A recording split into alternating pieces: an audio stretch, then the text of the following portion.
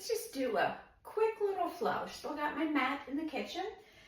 And it's nice to start standing with your heels about 6 inches apart. They're behind your second and third toe.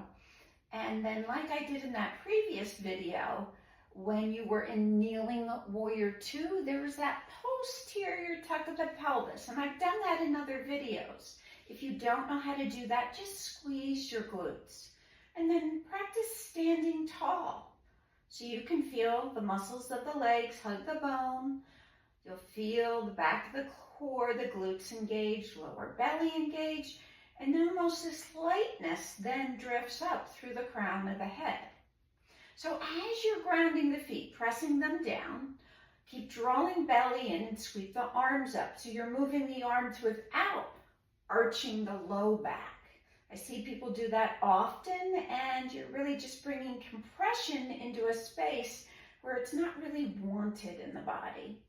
Then swan dive forward, and you'll bring your hands right below your knees and come into a half lift.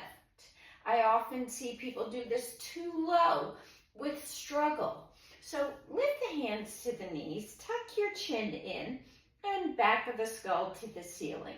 Keep reaching your sitting bones back, draw your belly in, and perhaps you want to reach your arms forward so you can feel traction of sitting bones back, fingers reaching forward. It's a lot of front core to stabilize. And then exhale all the way down, hands to the ground, and then you'll walk your feet back to a plank pose. In your plank, think about coming forward on your toes, pressing your palms down, crease of the elbow forward, and then pike your hips up to a down dog. So we've talked about this before, and you might want to bend your knees so you can really bring your sitting bones back and up.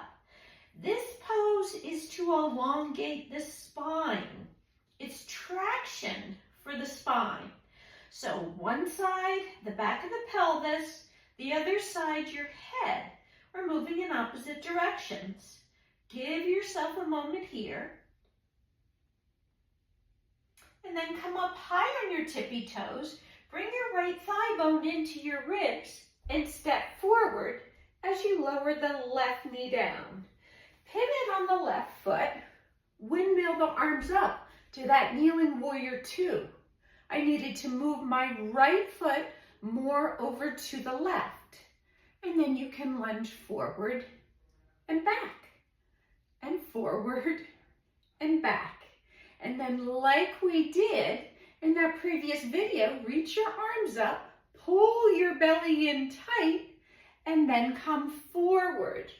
As you come forward, bring your left hip back to your heel. Relax your breath, your jaw, and just stay here for a number of moments. So feel yourself draw your right hip back, pull your belly in, and notice if the right shoulder needs to soften down towards the ground. Take another breath. Make your way back up. You'll return to your lunging warrior two. Flip your right arm, revolve. Just breathe into your right side. Windmill your hands down. You will bring your right leg back, and you're in a plank. From your plank, hips will return to a lifted downward facing dog. Breathe in and out. Come up onto your tippy toes. Left leg comes in. You'll bring the foot down as you lower your right knee and pivot. So coming into that lunging warrior two, and you can see how the back side is working from this angle. And then you'll lunge in, reach the arms up. And as you're doing that, pull the belly in. And then start to hinge forward as you're lunging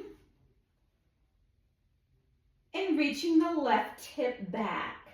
So there's this drawing of the left hip crease back. yourself a number of breaths here. You're working this external rotation in the left and working to bring length to the left side of the low back. I'm a little tighter on this side. You maybe can notice the difference. So I'm just going to stay here and breathe. Let the nervous system and let the left side relax. And then come back up. Return to the lunging warrior two. Flip the arm, revolve. And then windmill, hands down. You'll pivot to your plank. And back to your dog. Give yourself a few breaths here.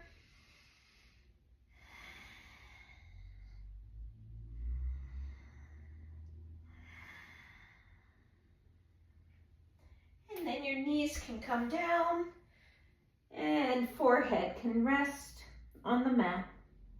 And then breathe here.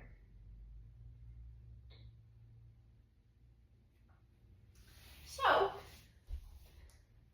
another quick little lunging sequence for some kitchen yoga.